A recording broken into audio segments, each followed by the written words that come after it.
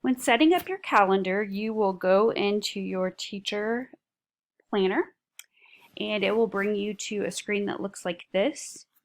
You'll choose your first teaching day, then you'll hit next.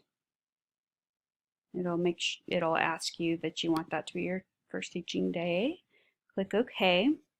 And then I'm using the district calendar because I'm a visual person to mark all of the days that we will be out of school. So let's see, I'm going to go ahead and pause it. All you do is you just click on the day that we will be out. So for example, in December, we'll be out these days. So I went through and selected all of the days that students would not be in school. And I'm going to click Save. It'll take a little bit to load that up. And then you can get to your calendar. I'm sorry, weekly. So the Putnam City unit weeks do not always line up with the Wonders unit numbers and weeks. So in your calendar, you will want to go in and change the Wonders unit number and week number to the date that you will actually be using it on. The reason for this is when students log into their dashboard, it will bring them to some of the stories and different games and activities automatically that go along with that week in Wonders, regardless of if you assign it to them. So in order to make that match up, it's a good idea to go ahead and do this. You can do this on a weekly basis, or you can try to set it up.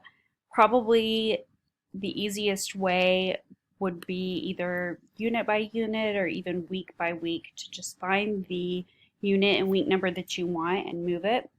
So there are a lot of different options which you could play around with it, but what we're going to look at is we are going to reorder a lesson block, and that lesson block is that whole entire unit number and week number that you want. So let's say we wanted Unit 3, Week 1 moved to